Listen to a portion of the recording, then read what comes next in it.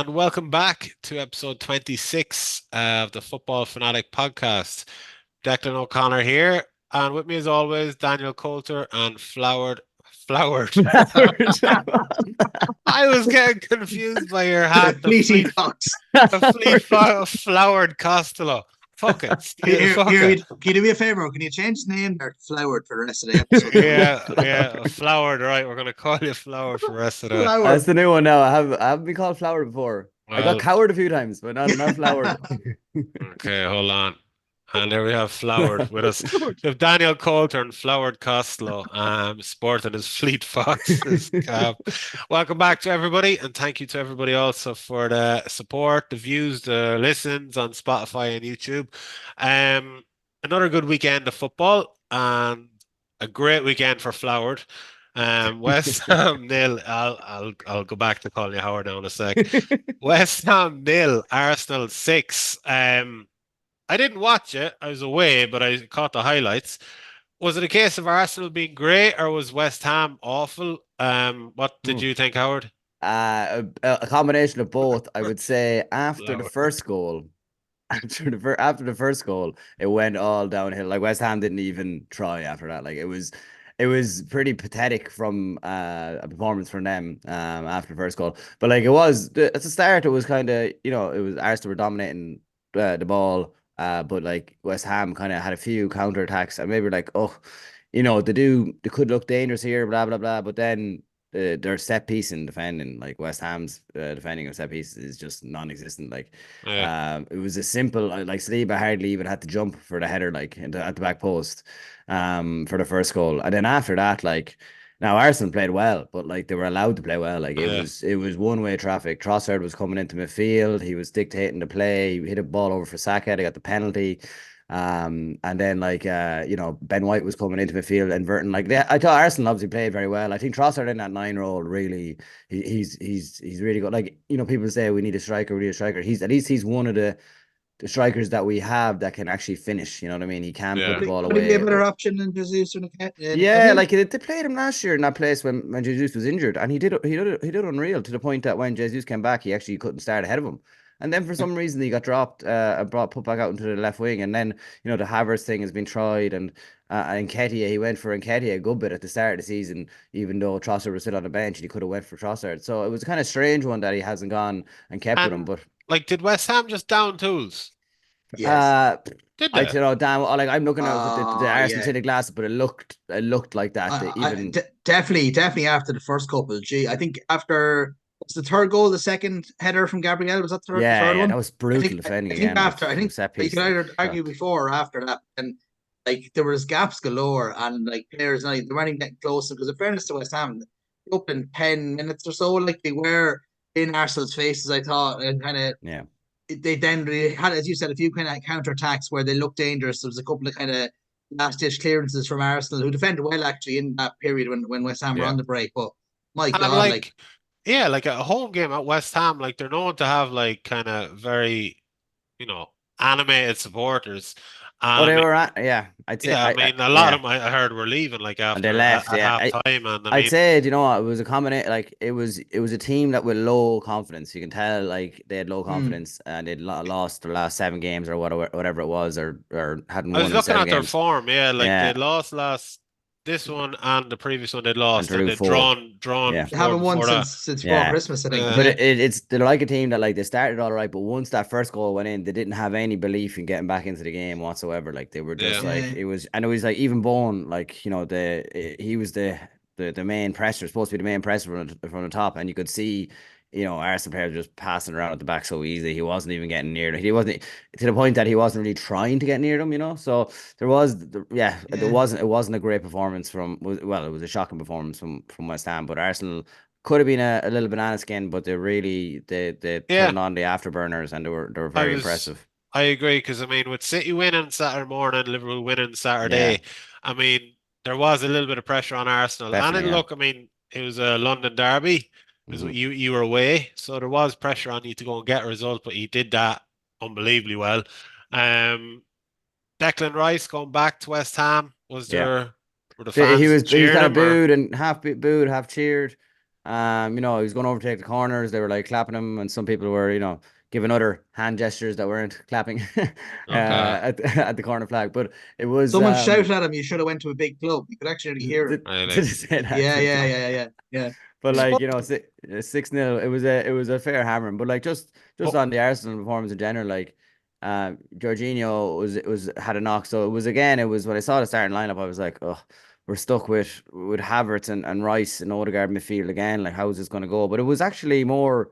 It was more nearly like two up top with like Havertz and Trossard, and Trossard was nearly coming back into midfield more so. Mm, So Arteta, I think maybe this was the plan all along, but I think he's trying a few different things, and I think he might think, you know, the way like Pep has a few things up his sleeve for the second half of the season. I yeah. think I think Arteta has a few things like that now. I think that he's I, recognizing, and that he yeah, had probably up his sleeve, and he was waiting to unleash it. I think the first part of that was on Sunday there, and like very unpredictable. I think Arsenal played very unpredictably, and like you couldn't tell what shape they were in. Ben White was coming into midfield as a double pivot, then he was going back out, and like Trossard was coming into midfield. Like it was very well, very fluid like He was trying system. to, So yeah, he was trying to confuse the. the Yeah, opposition.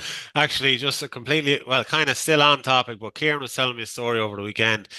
A manager who I won't name because he's from the Athlone area, but Kieran used to play under him, and in order to confuse the opposition, the manager would have them wear all different numbers depending, like their position. For example, right back Oh would be yeah, number 2, left back number 3. So you had right back wearing number 9, up top would be wearing number genius. 3 and 4, and like just fucking maniac trying to confuse the opposition. But and it was back to the match. West Ham, I thought, what's he call it? We touched on it last week about the whole Moyes out thing.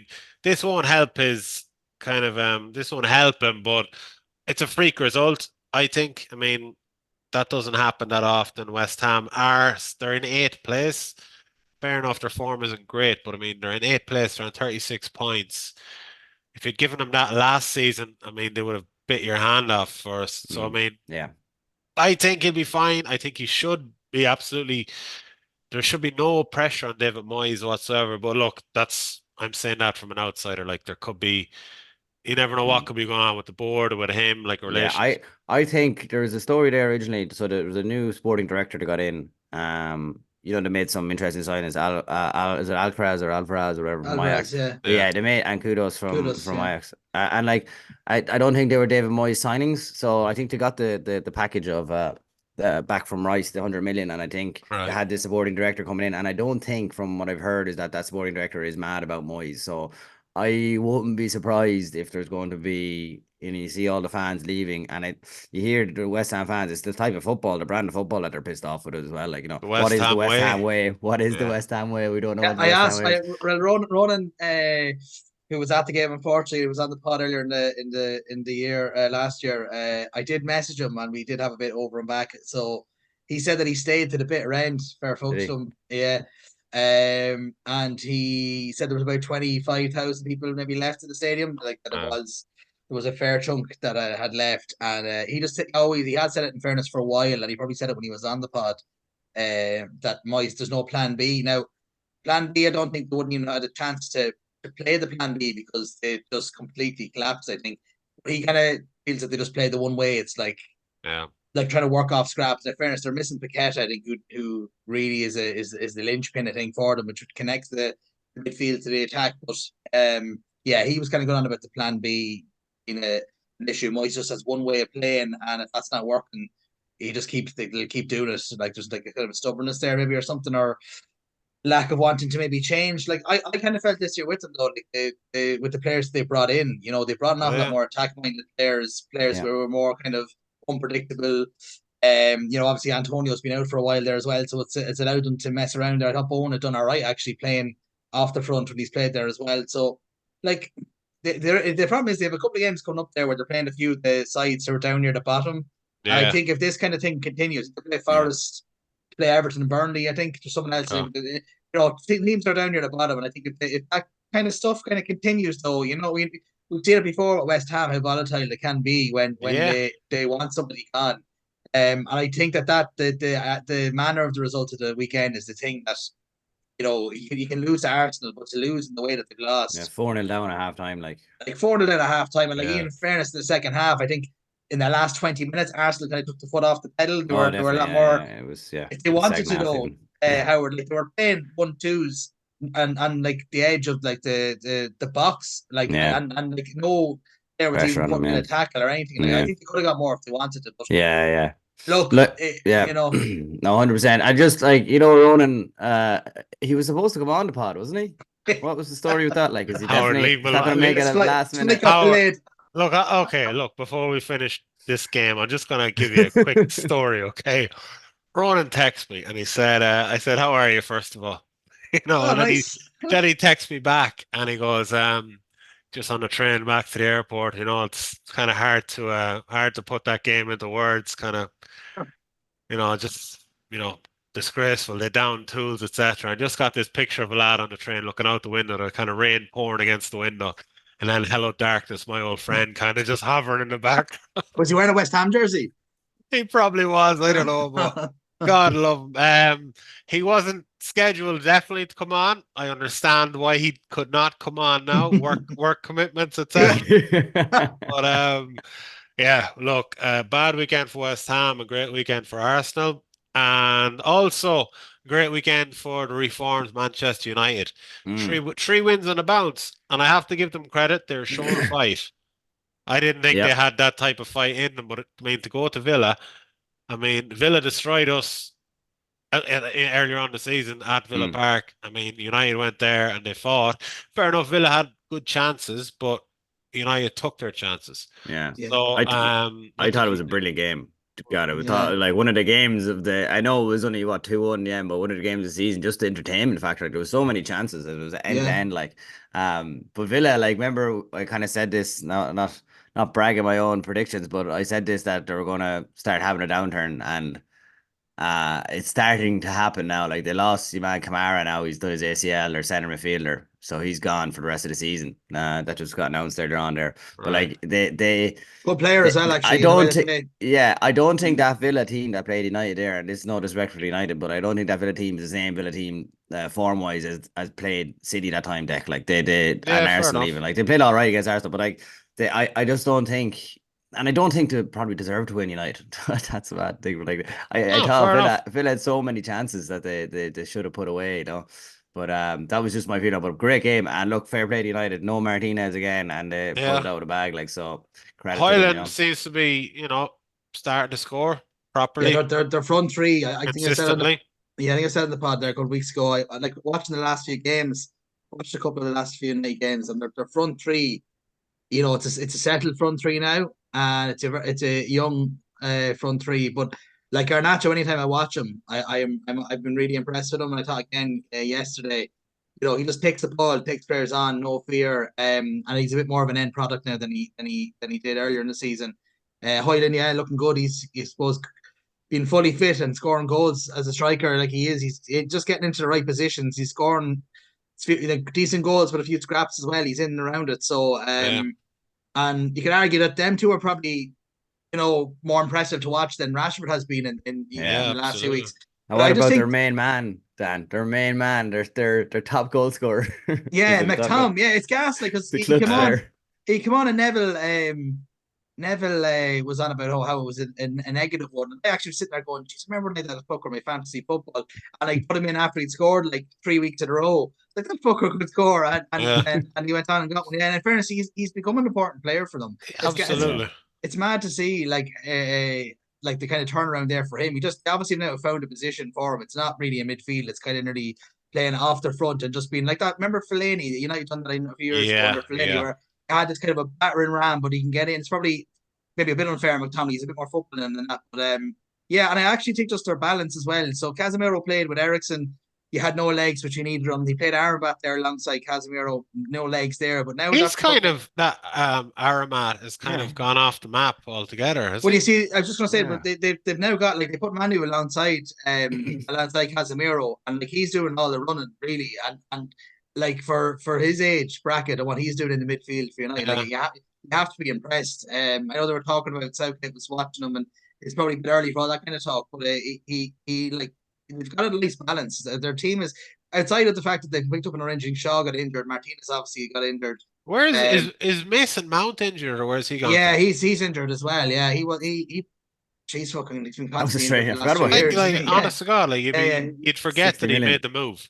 Yeah, but they just seem to have they're not getting overrun to the extent that they were. But in saying that, I agree with Howard. I kind of feel that Villa, anytime they came forward in that second half, when it went 1-1, there was only one team that was going to win it. Like it was Villa. I thought Onana had a very good game. Yeah, the highlights that I good saw, saves, he fairness actually to him. did, and Yeah. I'll give him that one this time around. Like he did. No European football, you know what I mean? And they still think that it's probably a bit early to kind of say now that they could go on a run, but like. Of course, yeah. They've City away, they've City away in a couple of weeks as well, and they still have tricky fixtures to come. Like, I mean, and with no disrespect, like the last 3 games, maybe Villa aside, they were winnable games. You would expect them to win. Even Villa away, you'd still expect them to give them a game, but they're just, they're showing fight. I mean, you have to kind of respect what they're doing. Maybe has Radcliffe coming in, maybe stabilize something there, maybe brought a bit of positive kind of news story to the club. I know there's talk about the stadium getting worked on and stuff. Ten Hag, I think Ten Hag is just annoying. I find him quite annoying in the press conferences and afterwards. Like, I don't know if you heard him that, like, oh, we could have won in Liverpool. We could have won at Arsenal. We could, all these like could have, should have, would have. Like, what's that? What's that all about? Like Aston Villa could have won last night. Like, you know what I mean? Like, like it's just weird. And it's like, if I was a player, and it would be kind of like, you actually think we're good enough? Like, we're like, get us in a position where we're good enough, because if you actually the way you're talking there is like you're talking like we could be better than Liverpool, we could be better than Arsenal, but they're miles off it. Like, and he doesn't seem to know how to admit that or how to communicate that in the correct way, because it kind of comes across, I think, a bit kind of arrogant, I guess, in his own mind, I think is the way I'd phrase it. So you look at the table though, like they're 5 points off Villa and 6 off Spurs. So like, they're in the mix now, I think, especially after that result, because it would have looked fairly hard, an insurmountable task maybe if Villa had won that game. That's how important it was to them. So, and I mean, Spurs, like, they came back from Brighton late in the game. I mean, had Spurs not won that, United would have only been 3 points off Spurs. So, I mean, look, the thing about United is that they've put 3 wins together now in the balance, so like things are all of a sudden positive. But all it takes with United, and this is because of the environment that's been created over the last few years. All it takes is another loss to a lower. They have Luton next weekend, or a hammering to City. Exactly, like hammered by City or something like that. You're right. Yeah, you're dead right. Even Neville and Keane, despite the victory, Neville and Keane were both still critical of them. So I mean, that's the type of club they have become now. Whether they change going forward or not. But like, are they better than Aston Villa? Like the team they need to beat it. No, I don't. And they're not. Like, so like it maybe if they had a full strength, fully fit squad for the rest of the season, I think they could get into it. But I think Martinez has gone till the end of March or something. Like, he's a massive blood from, like, we said that last week. But he, like, that's what kind of surprised me about the result. They got it without him. But like, I don't know if quality wise on paper, are they actually good enough without some of their key players not being fit? Like, so. That would be my take on it. No, I agree. But look, I guess they've Luton next. I mean, they could make it 4-4. That's in Luton, is it? Home to Fulham. Home to Fulham after. Yeah, it's in Luton. Yeah, Howard. Yeah, that's a tough game. If they have Luton away and then Fulham at home, I mean, there's possible 6 points. So, I mean, look, the table is in lie. They're in 6th. They're 5 points off 5th. And if Villa, again, their form isn't as it was in the first half of the season, so we'll see. Anything could happen over I think there's 14, 15 games left, so literally anything could happen with that. Rest of the results over the weekend: so Man City 2, Everton 0, Fulham 3, Bournemouth 1, Liverpool 3, Burnley 1, Luton 1, Sheffield United 3, Spurs 2, Brighton 1, Wolves 0, Brentford 2, Notts Forest 2, Newcastle 3. Now, I know you wanted to have a quick chat about the bottom of the table. So, what are you thinking at the moment? Well, just that Luton result, like, that would have given them a nice kind of cushion if they had got that win, especially now they do have a game in hand, even though it's away. Are you looking at the table there, Danny? Yeah, I'm just looking at it. So, like, I just think tonight will be interesting as well. If Palace were to get a result there, but like I just think that Luton one was could look back on that, come the end of the season. That's kind of one of them where I think Sheffield United are bottom. You move further away from them and Burnley, who are both on 13 points.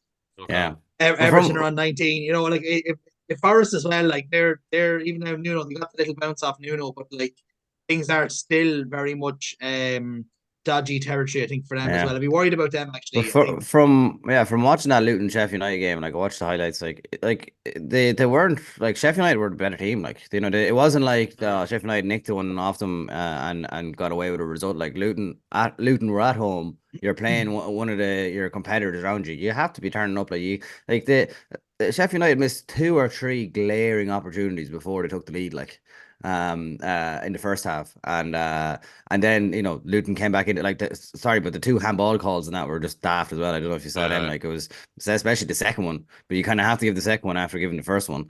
But again, like the handball rule is a bit of a joke in the country, well in the Premier League, like. So it is. It's yeah. But anyway, look, all I'm saying is that like I thought Luton had turned the corner and they were actually making a go for it, and Sheffield United kind of outplayed them and probably were deserved to get their win. So that kind of does tell a story in itself. It does, and I think when you look at it, like we all kind of slagged here, we were having a crack about how Luton were whipping boys and how shy they were earlier in the season. Let's be honest, we were laughing at them, in the pod. But when you actually look at it now, we said I think it was that the other teams will stay up because Luton are so bad that they'd go down, or maybe you look at it with Sheffield United. I actually think that when you look at the likes of Everton, Nottingham Forest, Palace, and then I think Brentford might be. I think Brentford are okay. I think Brentford will be all right. So say for me to be 15th down, and then you're kind of looking at going, is there much of a difference? Is there much between really when you look at it now? Is there much between Luton? Yeah, it's like Forest? You have teams that are shit, and then you have teams that are even more shit. But are they now? We thought at the start of the season. Like when I look at the table now, I kind of go, when I look at them sides, like I still kind of feel that Everton will side fight to put out a few results. But if I look at Palace and Forest, are they much worse or are much better, than Luton? And even though the football Burnley play, like the game to the weekend at Anfield, like we got a slice it up there. Like Burnley could have got something for that. I know people said 3-1. Comfortable win. I think Sky Sports thing was comfortable win for Liverpool. I watched the game. I saw that. Yeah, the second half, the 2 glaring misses by your man up front. Your man Fafana, isn't it? Yeah, from so Chelsea. like that's their problem. Their Achilles heel is it's been like that this season, that they probably haven't got the rubber green at times. They just haven't been able to put the ball in the net. But I just think that the gap between them, your man as well for Palace, your man Elise, did he get another bad injury? He's out for a while this year. He's out. He's a hamstring, is it? I think something like. But I just think that fair enough. They might have a lot more players. Like not Forest do anyway. Have a lot more players than you would say with experience. But I just think that the gap is kind of, they'll all drop points, and there's going to be none of them. I don't think they're going to be too consistent. And for me, after Brentford, maybe I think Brentford might be all right with Tony being back. He's starting to get goals, so I think he's massive. Yeah, I think they'll be all right. For them. Yeah. But I think Bournemouth will do enough. Solanke to get enough goals for them to keep them up. So I think I'd be looking at Palace downwards. Like tonight's a massive game for and Palace you'd like to Chelsea, think, Dan, you'd like to think with the 10 points difference that Everton got the deduction, that they should be 10 points obviously better off than what they are now. So they should be at 29. So it should be around 12 to that. Should be around 12, that form of being 12, if that kept going through the end of the season, they should be fine as well. Like, you know what I mean? Yeah. They're just gone on a bit of a bad patch. They've only got one game in their last 8 or something. Everton they kind of look like they were turning the corner. And then all of a sudden, the wheels are kind of come off again. Now, look, they did get a draw away at Spurs, which is a massive point, or home at Spurs, which is a massive point for them recently. But, they could do now with trying to pull a couple of results. I don't know what they have next. They play Palace next. So, there you go. There's another 6-pointer, yeah. All right. I personally still think just the 3 that came up are just that shade not as strong as the Premier League teams that are down there, but we'll see. Now we'll go back up to the top of the table. So it's very much kind of looking that Liverpool, City, and Arsenal are starting to slightly pull away. There's almost too many leagues at the top of the league. So it's Liverpool, City, and Arsenal. Then there's Tottenham, Aston Villa, and United. And then from that, I'd stick Newcastle in there as well. Do you think so? Still, I think so. Yeah, I think they'll I think they could make 1 or 2 changes. But I thought that. Yeah, I do think, I have a feeling. I just have this feeling that they'll go on a bit of a run of games. The Luton one was a bad one for them. I do think that they're still in that mix. They're what are they? They're They're 10 points off Villa, so it looks now, but like I suppose they're still, what have we got left to play? 14 games left to play. But I just think that they have no Europe now as well. Yeah. A lot of their players are coming back as well. So I think Wilson, Willock, I think Isaac was nearly back again. Hopefully he can stay fit.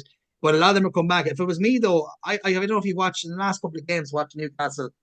I just think that Dan Burn could do with being taken out of the side and playing Livramento. I don't know why Livramento's not getting a game. He's a good player. I just seen Dan Burn getting skint by fucking nearly anyone going as we giving him a ease or week like at the back.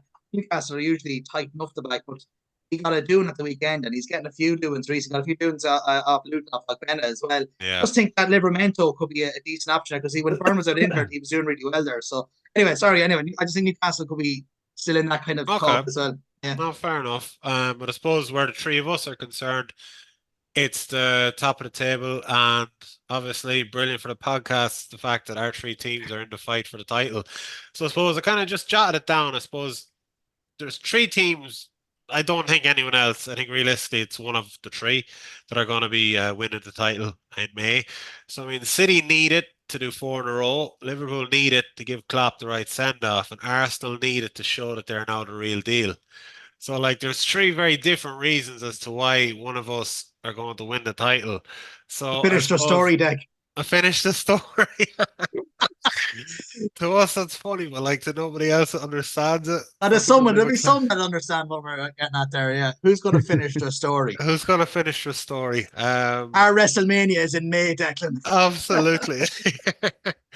Well, come here. I suppose we can't tell anything yet, but I mean, City of Arsenal to come to the Etihad, and we have Villa as well. We have Spurs away, Liverpool, even United away. Or at home. We're away United. Yeah, you're away United. I mean, Arsenal need to come to the Etihad. Arsenal. What? Actually, I saw as well. Actually, an interesting game for Liverpool. The second last game of the season is away at Aston Villa. Yeah. Should be a very interesting one. I didn't see that. Yeah, it's interesting. Seeing where Villa will be at that stage. Arsenal. I didn't actually look at the Arsenal fixtures, but do you have any idea, Howard? Yeah, we did Chelsea at home. We have played Liverpool twice, City away, United away, Tottenham away.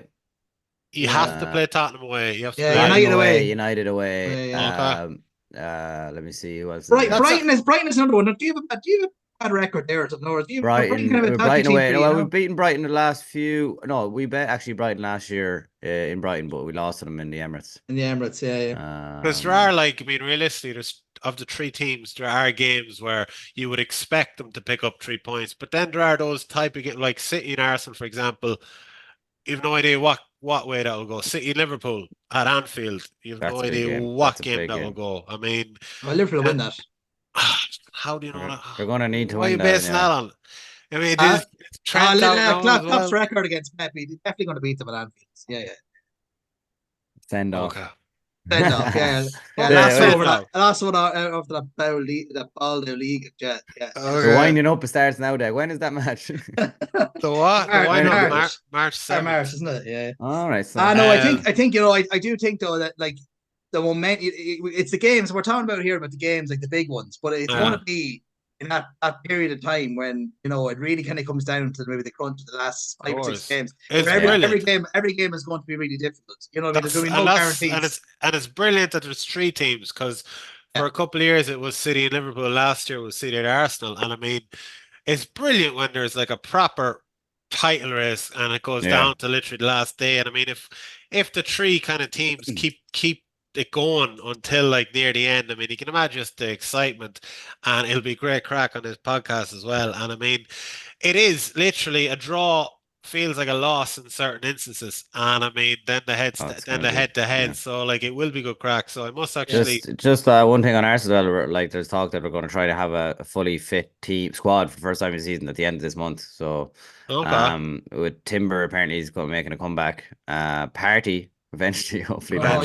Yeah. You remember in the WhatsApp, anytime like there's a conversation around Arsenal, it's Party's coming back soon. Yeah, hopefully Party's coming back. But like he's supposed to be back. But look, it's just Tomiyasu's back now from the Japan or the Asia Cup and all that kind of stuff. So if Arsenal get a good fit team now and have a lot of options off the bench, they'll that will help them big time going into the last, just like City are now. I suppose City are facing up to De Bruyne back. They're facing into a nice squad. Stones coming back. He's playing in midfield.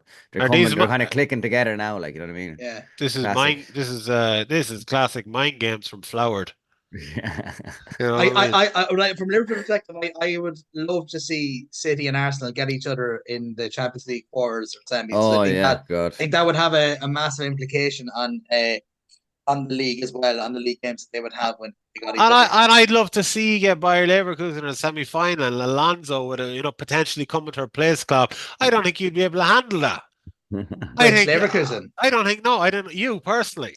Which, I don't think you'd be able to handle it. I think you'd be rattled. You'd be to fucking me, yeah. Declan, you know me, Declan, you know me now well enough. You'd be texting the WhatsApp group. You'd be fucking anxiety, panic ridden. You wouldn't be Granit able to handle Xhaka it. will be going mad in Anfield. They'll be fucking Absolutely. tearing up So seats in Anfield. I genuinely, I think if Liverpool had Leverkusen over 2 legs, they beat them comfortably. he Yeah, should, but I mean, over the weekend, Liverpool was 3-0 against Bayern. Poor Harry Kane. You have to kind of feel for him that the season he goes to Bayern is the possibly curse. the season that they will That not. was a good result of the weekend, but I have my suspicions that that league isn't as good as Maybe. it was. Oh, yeah, definitely. Yeah, and Like, I know when I'm not Eric trying to get Dyer is away starting from. at centre half for Bayern Munich, Yeah, yeah. this was I was thinking about that. Like the whole thing is funny though, isn't it? Like around if Munich don't win the league and they Dyer and fucking Kane, Spurs players, that'll be a funny one. I have a feeling, yeah, that they are like they're. Look, there's no doubt like what he's doing there is unbelievable, but I just have a feeling if they played us over 2 legs that we beat them. Yeah, actually, though, imagine playing them in the final. That'd be At very that good. stage, you would imagine you kind of would nearly know who Klopp's successor is going to be as Yeah, well. that's true. But the talk is, if you read any of the stuff in the media, is that they've already kind of made contact. They dipped their toe to kind of see. He seems to be the one that is the most likely candidate anyway for it. Yeah. Okay. We will see. So move on. So what I wanted to talk to you briefly about this week as well is this the possible incoming of a blue card. Okay, so I'm sure you've been reading about it. What are you smoking, Deck? Blue card. The blue card. Fucking Man City on the brain, the fucker. Basically, I mean the inception of a blue card, whereas for dissent and for tactical fouls, the ref would be able to brandish a blue card where a player would then go to a sin bin for 10 minutes. Copying the likes of rugby, where sin bins occur, but bringing it into football, a lot of managers have had their say already, and it's been 100% negative. The game does not need it. The managers, players do not want it. I personally think as well that it will slow down the game. It's thrown the referees under the bus even more. I mean, it's going to put them in the spotlight for even more scrutiny. I mean, you can imagine, ref, that was a red. Yeah, Was it though? Was it a blue. yellow? Could have been a fucking blue though. A pink card, You pink know. out. What did you make of it? Is it a completely ridiculous idea? Can I just say, like, even the conversation is daft. Like, if we were to look at this like last year and someone would say like a blue card, people would be like, "What the fuck? Like, are they on about?" People would maybe an amber card might be a bit more. It used to be that was an amber instead of an orange thing. But anyway, look, away from the colors. I think, as you said, like the refereeing, especially in the Premier League, has been a farce, as we said this year. Like to put a blue card in the mix with all that, like when they can't even make proper and accurate decisions as it is. Like these lads are like they're not great at their job at the moment. Like if you're going and throwing another curveball at them and more pressure on them, like it's They'll a have a break. waste They'll have a of breakdown. time. Like they need to iron out the VAR issues first before they start. 100%, 100%. It stinks of this IFAB crowd. Like it's like basically a load of lads in a room. They're like, "Jeez, lads, we haven't done anything. We haven't done anything in a while. We better come up with something." Justify our jobs. Yeah, like we're getting a paycheck every month. We better fucking come up with something. Like, you know what I mean? Like, what about a blue card? Yeah, great it's like idea. literally 10 lads in suits around a board table, just having cans. How else can we fuck it up? Dan, what do you think? Yeah, look, I think you fired it into the group there. I just think listen to all the feedback from the managers anyway, and players. Nobody is saying that it's a good idea. And I suppose if it smells like shit and looks like shit, it's usually shit. And that's what that's what I think this blue card thing. I think you mentioned there about slowing down the game. like it'll fuck up a lot of things, but you know what it'll fuck up as well? Fantasy football. It'll be a shambles. That's going on. You'll have a player there sitting in the sidelines for 10 minutes. You'll be pulling your fucking hair out. 100%. No, I think it is. You can't like get the VAR thing right. Like I don't understand. Like this season, they were trying to speed the game up by booking people for time wasting. And now we're looking at like bringing in a blue card, which has got power to it. Like it's going to bring so much more confusion and much more pressure on the referees. Look, we're all kind of saying the same thing anyway. It's ludicrous, and it's. I just think that the Klopp had a few like really, and Eddie Howe's a few of them had a fair few digs at it. Klopp, I think, because he's taken a bit of time out, was really fucking giving it the kind of what would you say, sticking the knife in the idea anyway. I can't see like the VAR thing. Why don't they just use if it's a thing? You said it's dissent. What was it? Dissent and tactical fouls. Tactical fouls. So like, just book people for them, and then give them, and like, what's the say like dissent? Like, what's a blue card and what isn't a blue card for dissent? Like, what do you have to say? They're throwing the referees completely under the bus. I heard Ken earlier, the second captains. Is there like blue words that you say? Like, so a list of words. Like, if you call him a cheat, a referee a cheat, is that a blue word? But Dan, you made the perfect point there. Like, these offences are already being cautioned for by a yellow, or in extreme cases a red if needs be. So I mean, why? We've seen one or two players, haven't we? We've seen one or two players, haven't we? Got sent off for dissent. There's way more things wrong with the game than They give an example on Sky Sports today that Chiellini back in the World Cup when he dragged back Saka. That would be a blue card offence. Well, but like, clearly it wouldn't. That is a yellow card offence. I saw I don't know if you saw the Bournemouth game last week where Billing got sent off. I don't know if you saw that sending off. No. It was like a counter attack. I can't remember who they were playing. It was a counter attack, but like, it was a classic. Like, it was a kind of a trip to basically stop the counter attack, but it wasn't really a trip. He kind of went down the back of his ankle, kind of like scraped down the back of his ankle, and the referee, she gave a straight red to him. Straight red card. And like, I can kind of get it because it was so blatant and and it was stopping a counter attack, and it was a kind of nasty tackle, but it wasn't like a leg break or anything. So that was a red card. And I think in them situations, just let referees make the decision whether it's a yellow or a red or ticking off or whatever it is, like, But I think in a lot of, I don't know whether you agree, but I thought in a lot of cases that this season they've been booking a lot more people for them kind of fouls. Absolutely. For them cynical fouls though, like there's been an awful lot more bookings. I'd say if you were to look at the amount of yellow cards given at the season, huge red cards even as well. So I kind of feel that maybe needs to be tightened up, and like, I don't understand bringing in a card. Why bring it on? It doesn't make sense. But they've been trialing it at grassroots level, and they've been saying it's very successful. I understand why they bring it at grassroots level, to kind of try and teach respect and to kind of teach discipline, and maybe at that level it's needed and it's required and it's warranted. But I mean, as you go up the level and the kind of as you go up the tiers and the levels of the game is much quicker. I mean, it's too much of a risk to bring in another card, like to kind of just put the referees again under the bus, under the microscope. I mean, I get why it's at grassroots level, to kind of teach kids to not be, kind of tactical fouls or not talking back to the ref. I get that. Put them on the sideline for a couple of minutes and bring them back on. That makes sense, but like, don't bring it up to the professional level, because I mean, you're just dealing with a completely different ballgame. Anyways, and like when you look at this season, they're just talking about the next season. You're going to be able to hear, is it in the stadiums, or we'll be able to hear on the telly about like what the VAR are talking about when they're making the decision, which will. Which I think that's happening. I think it's not. It was confirmed. There's talk about that. Yeah. Talk about it happen anyway. Like that will again help improve. So we're still dealing with the implementation of VAR, all the shit with that. So like, fix that first. Absolutely. Yeah. And leave 100%. Our fucking game alone. Leave our game alone. We want it back. Just get down the tunnel. We want get down the tunnel. Well, come here.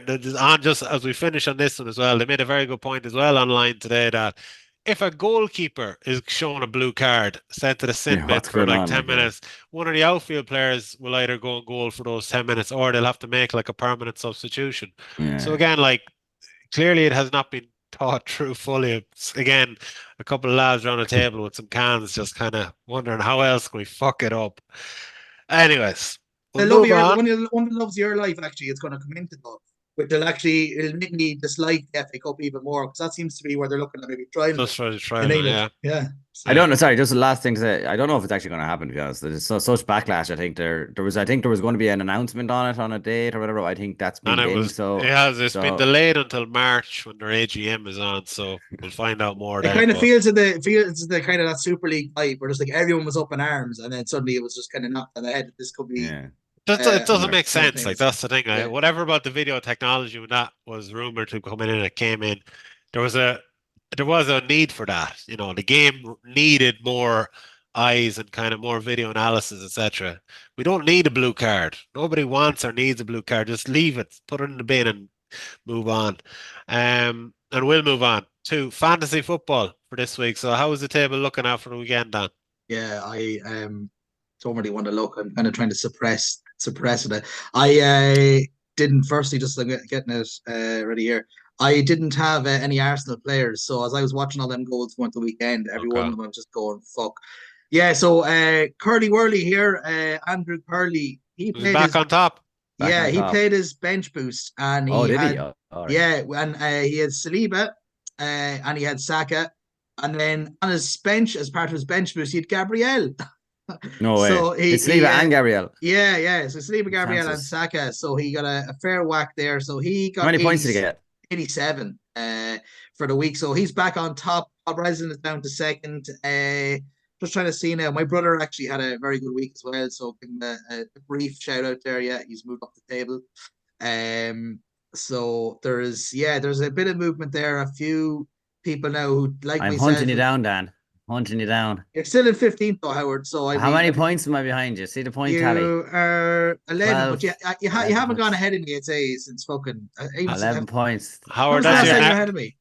I didn't have Haaland, which people were like, oh, just that was going to be a thing, but like it all worked out. Yeah, in particular your Arsenal Gabriel 12 was the big one there. Not too many people have him. And see a lot more of Saliba and see a lot of lads that had Saliba. Gabriel's cheaper. Yeah, that's why I'm going to play my wild card now this week. Are you? Yeah. I think that's the plan. Have you haven't done yours yet? No, there's a double game week coming up next. So basically City would play twice and Liverpool would play twice. So usually there's usually a lot more double game weeks than there probably is this year. So it'll be interesting to see who will play their wild card or who will play their triple captain. So which means that basically you get triple points for a player for both games. So I'd imagine a lot of people would use that. So I'm in 11th at the moment and Howard is in 15th and there is 11 points between us. When's Salah back, Dan? He's back in training, I think, this week, and he may play some part at the weekend. Okay. So it'll be the following week, pretty much. Then when he gets back into it. Yeah. Klopp again. I think I mentioned on the pod here before. He's not like he doesn't rush them back in. He's done it with Trent. Now Trent is the one I haven't read there today to see what the latest was there. Well, apparently he was taken off at half time due to the same kind of some sort of feeling that was the same as the knee. Yeah. So, I said this to you back. When did he do it? When did he have in December? It was it December? Late December or start of January? No, it was I don't know what game it was, but but when he did do it, like I remember it was a tear, and I was like saying 6 weeks he will be back for the Arsenal game. An FA Cup game. I was after it. He had after it. He had a problem. January, but there was talk like 6 weeks he'll be back for the Arsenal game. And he even came back before that, but he wasn't rushed back though. He wasn't rushed back. I know that. But when you hear knee, that, you know that you know the pain. When you hear knee injury, you're automatically assuming like you didn't get back in 6 weeks after you hurt your knee. So it took me 9 months and I came back better than ever in the form of my life until I did it again. What do you call it? But Trent. He was out 6 weeks. They said he got back for the Arsenal game, and he did come back little bit. They didn't rush him back, but you're just wondering, was it fully healed? Like, did he need more time? Just whatever's after happening there, it's just interesting that Szoboszlai was the exact same as well. He got injured, and it's a recurrence of the same injury again after just coming back. So whether or not, but like Klopp doesn't, and never has really in his time at Liverpool. He usually, if they're not back in full training, like he doesn't go just launching them in. And the only reason I'd say Trent realistically started the last couple of games as well. Probably was because Bradley's father passed away, so he wasn't available. And we're kind of lucky in a sense of that when Bradley does come back that we have him because he's been doing fierce well in that position. If Trent has another period out, but it is a blow. Like Szoboszlai, I think there as well is a blow for us. But yeah, looking at the table there anyway, fantasy football, there's said it's very tight at the top. The power couple of fantasy football though has there's been a bit of a shift there now, so they're not first and second anymore. But they are still out. Paul is second, and Claire is. It's ironic. Just look at the table. It's ironic the two of them had poor weeks at the same time. Yeah. Have similar teams. I'm just looking at here. So yeah, it's Paul captain Haaland. Howard, where's Dan? In the table. Yeah, I'm 11. Well, no, we know where he is right now. Like, he's top of the screen. Yeah, well, yeah, he's 11th. Yeah, he's 11th. And where are you? 15th. I'm 15th. Yeah, and 11 points behind you. It is your goal, surely. Come on, you have to. This is in the pipeline all the time. I'm going to overtake Dan end of February. Like that's the plan. Okay. End of February. I need to pace myself. Okay, you're like a good horse, kind of pace yourself. Get to the finish line. Yeah, I'm just looking here. Like a Sonia O'Sullivan. Yeah. Just trying to look in here to see if there any month that he actually was ahead of me. No, I wasn't. No, there wasn't. Look, stop. Kieran was ahead of you at the start as well. Kieran, how did that go? Just a quick one as well. If you don't have Haaland as your captain, get him. I mean, Chelsea at home, then Brentford at home. I'm getting him now. So. Yeah, getting it. Will he play both games? I didn't think he'd play the weekend. Yeah, he looks to be I think, again, like Klopp, Pep doesn't rush them back. He almost kind of has them back fully, not match fit, but kind of injuries completely gone. Then they put them back into the team. But I don't know, ease them back. Like, for example, against Copenhagen out in the Champions League tomorrow night, it'll be interesting to see does Haaland play, because I mean he only played on Saturday, but if he doesn't play it, I'd fully expect him then to play against Chelsea on Saturday. Same with De Bruyne as well. Yeah. Exactly. De Bruyne wasn't playing. He only came on like with 65 minutes, and yes, I'd imagine De Bruyne will start tomorrow. You enter Pep Roulette though, because like I put in fucking Kyle Walker, and what a shambles I've had there, because he's been dropped or left out there twice since I put him in. And I don't know whether or not like Foden there going on a run, but would it be out of the rounds now that like is Grealish fit? Can't even get a kick. Grealish been fit all season. £100 million player can't even get a kick, like, and then you've Doku there as well. So yeah, Doku is keeping him out of the team at the moment. We'll see. Rightfully so, would you reckon? Yeah, no, I think so. Yeah. Yeah, I do. I think so. But again, Pep has this all managers do, like to kind of keep them out for a couple of games. Yeah, he'll bring him in near the end of the season or whatever. Bring them in. Piss them off. It's, you piss a player off enough, if you know their kind of mentality, they'll come back fighting even harder. But one thing as well, I'm delighted with John Stones is back, because I think he's so underrated. I know he had a couple of shit seasons at the start, but then the season Ruben Diaz came in, whatever it was, he had one season left. John Stones, his contract was running up, and then he went and had like the season of his life with Ruben Diaz beside him, and they gave him a new contract, and he's just been this fucking fantastic player for us ever since. And yeah, he's back as well. So do you think that he, the way they kind of played? Am I right in saying they played midfield a bit last year, didn't they? Yeah, coming into this whole new inverted fullback thing and inverted centre half, they kind of brought him up. He was decent half as well. Yeah, wasn't he? He was decent. I was watching highlights of him against Inter in the European final there from last May. I thought he was fantastic. He was probably our best player, maybe apart from Ederson. He was our best player. But yeah, Champions League, by the way, back tomorrow night. Dan, you on Thursday? You on next week? No, not this week. It's the following week. Yeah.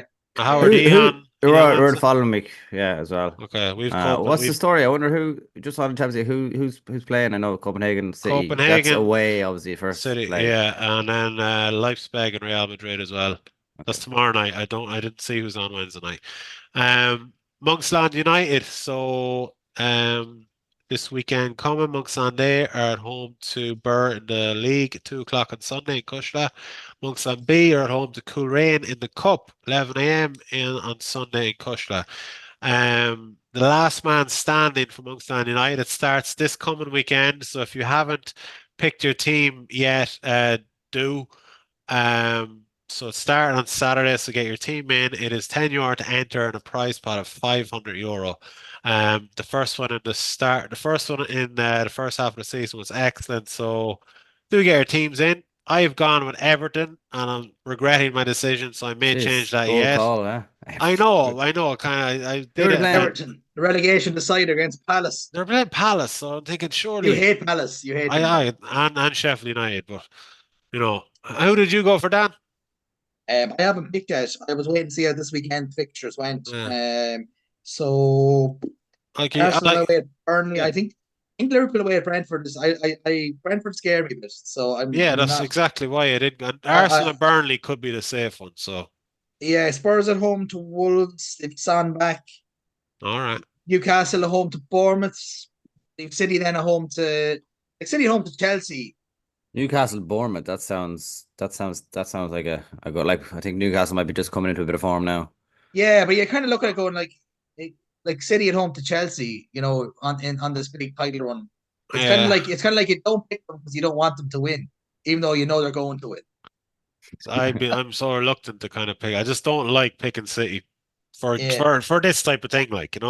Unless it's against like a team in the bottom few. Yeah, so you'd be looking at it going, fair enough. A lot of people would probably pick United. So if Luton were to get something there, that would knock out a fair amount, I'd say, straight away. Or if Liverpool were to beat Brentford, or if Arsenal were to beat Burnley, like you're kind of looking at it going, it's difficult to get one right. But if you do get it right, the chances are, if one of them were to slip up, there'd be a lot of people knocked out of this tournament very early on. I think I might stick with Everton and try and finish my story. You want redemption because they knocked you out of the first one. You didn't say that. Exactly. Yeah, Everton. You need to finish the story. I want to finish my story. It's all about redemption at this point. It's not just a game anymore. Yeah. Looking forward to a bit of crack though. Hopefully we stay in it for a bit though. Good crack. Yeah, absolutely. You nearly got to the end, Dan, last time. So Howard, time for you to step up. And design. Fleet Fox. Okay. All right. On to the predictions competition for this coming weekend. And again, if you are to predict 3 correct scores, you will be the winner of 2 Premier League match tickets, 2 match tickets to a Premier League team of your choice. So the 3 fixtures we've gone with this weekend are Man City and Chelsea, Brentford and Liverpool, Luton and Man United. So Man City versus Chelsea. This is 5:30 on Saturday evening. So under the lights, what do you think? I'm going to go 3-0 City. Okay, 3-0. I go 3-1 because City always give up a customary goal usually, so I go 3-1. I hope we rub Cole Palmer's face on it this time around. Yeah, 3-1 and Palmer to score for Chelsea. Okay. Actually, 3-1 and Palmer to score a penalty early on and City to come back and pump them. Do you think Chelsea will go 1-up? Yes. Okay. With a penalty, fair enough. All right, Brentford and Liverpool. Howard, we'll start with you on this one. It's a good one. I'm going to go 2-1 Liverpool. I think to just nick it. Yeah, because when we were away to Brentford as well, Mopé with his beautiful goal. I did not look. Whatever it is, Brentford. Brentford away is it is a tricky tie. Dan, what do you think? What did you go for, Howard? I went for 2-1 Liverpool. 2-1 to Liverpool. I go 2-0. 2-0 to Liverpool. Okay, and then finally Luton versus Man United. This will be interesting. Oh, I'm gonna go 2-2. All right. Just think, I don't know. Just think maybe United might fall off the horse again. Yeah. Dan? Is that hope? Is that the hope? There's a little hatred. You see a little sinister smile there as he said it. Hatred. Luton is tough, Luton 2 places ago. Ross Barkley be pinging it. We have to go there in the FA Cup. So I go 3-1 United. 3-1 United. Okay, very good. Goals galore. So do I get the tickets now, Deck, or again? Fair enough. Again, it hasn't been done yet. Will we go back to? How do we make this competition more interesting? Is there another FA Cup round coming up that you can just do 2 results? Yes, yeah, but that's not good for my heart rate for the lead up to the weekend. I didn't enjoy the last one. Howard, fairness, because Howard was going to win it. You could do something like if they got 1 score right and the correct result in as in the winners or draw of the other 2. Do you know what I mean? So yes, I do know what you mean. Yeah, so That I could reckon- open it up a bit. Like, Yeah, I reckon next season we should not shouldn't be correct score. It should be like you pick 4 players that score at the weekend, you win a prize or something. That's a good idea. Yeah, Yeah. we'll see. The score thing is very difficult. Of course, that's why the fucking prize is so good. What do you call it? Just to let you know, Declan, the cheapest tickets for a Liverpool game, I think, are like about to buy them on the black market. There will set you back about £900. Just let you know. And just to let you know as well, like if you notice in the heading, the Premier League team of your choice, you choose the team, I choose the game. Yeah, but I'm telling you, it doesn't matter what game it is. The cheapest, I've looked them up. The cheapest is about £900 for 2 tickets. Okay, correct well, 4 scores. what do you call it? We'll see. We might do something different for the next FA Cup weekend coming up. It's coming up soon. You love the FA Cup Day. Come on, man. You love it. I do love the FA Cup. I love Magic the of the cups. Cup. Magic of the Cup. Right, what else? Oh yes, I meant to say when we were talking about Monksland, very best wishes to Mark Mulligan, who is finishing up in his role as club secretary. I think I got that right, secretary. He's been with club for 10 years and he has done Trojan work for the last 10 years. So yeah, very best of luck to him, and best of luck to Monksland this weekend with the fixtures. That's pretty much us done for the week, man. AOB, anything to add? Let's just predict. What do we think for tonight? I haven't checked. Chelsea Have you won. checked your phone? I don't know what the score is now No. yet, but I'm gonna go for 2-1 Palace. I gotta say 2-0 Chelsea. If Palace bet them tonight, Poch could be gone in the morning. They can afford to sack him. Remember what we said? If they actually can afford to sack him. I think Yeah. if they go and if Palace were to beat City or Chelsea tonight, and then if Chelsea got pumped at the Etihad, I'd be more concerned for him. I think he'd get the City game on Saturday as well. But yeah, It's a good question. Say he does get the sack. Like, who did it go for then? Oh. The Zerbi. Ruin him then. Yeah, something like that. Back to fucking Brighton. Like, What's like Graham- have not learned their lesson about What's Brighton. Graham Potter doing now? He was in the running for the AC Milan job apparently, but I don't know. I don't think he's. I think it's going to Conte, but Right. apparently he was in the running for that. So I wouldn't be surprised to see him go abroad potentially. Yeah. Just one last thing. A shout out to Ivory Coast. The only team that end up sacking their manager mid tournament because they thought they were going out to end up qualifying and end up winning the tournament. what was the game, Howard? Remember we were laughing about it on the pod. There was one of the games where they got bashed by Oh, like Cape Verde or one of was these. Guinea. Oh yeah, Guinea, Equatorial Guinea. Ecuadorial Guinea pumped them, and we were laughing. They're going 4-0 or something. Yeah. And then they Ivory sacked Coast- their manager because they didn't think they were going to qualify, and then it turned out they got like the worst or the best third place, whatever qualification with 3 points like from the group, and then they end up winning it. So What a it's mental just a tournament! funny, It's a funny mental story. tournament, wasn't it? Huh? It was a mental tournament. Like the results in it were Mad mental. Like Ivory Coast, though, I mean, if you think back, like the players that they had, Drogba, yeah. both Torres, Yeah, did they have Gervinho? they Gervinho, yeah, they had. like when Saha must be there a while. Like what happened to Saha now? He's there. He's in that side. He wasn't playing obviously in that, but yeah, he's Ivory Coast. It's Ivory Coast, yeah. Drogba. Who else they have? Yeah, they had a few others. They had another Arsenal player. Obue, Emmanuel Obue. Ah, yes, Abue. Yeah. He was a head kiss. He was a head kiss. He lad got subbed on and then subbed off because he was having, he was having such a bad game or something. He had like 2 own goals or something like that. Yeah, well, he got booed off by his own fans. That's right. Yeah. Okay. Anything else to add? No, That's all good. There. No. We'll call it. We'll Thanks call a it minute, there. Not at all, Flowered. All right. Good talking to you. Cheers, Dick. See you later, Dan. Have a good week, man. Later, Good guys. luck. Cheers. Bye. Good luck.